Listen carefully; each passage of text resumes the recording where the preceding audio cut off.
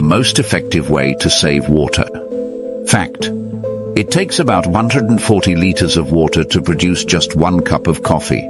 Explanation: if you think water waste happens only while cooking or bathing, think again. A huge amount of virtual water is used in producing everyday items, including your morning coffee.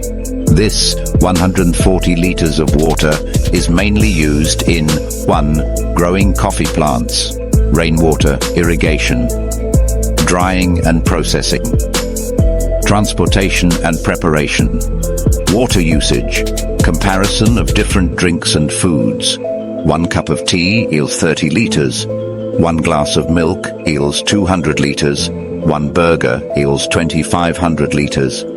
How to save water: reduce consumption of water, intensive foods, harvest and store rainwater, improve agricultural and food management practices.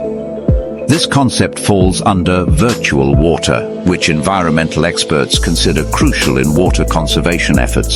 So it's not just about direct water usage, we must also think about the hidden water footprint in our food and product.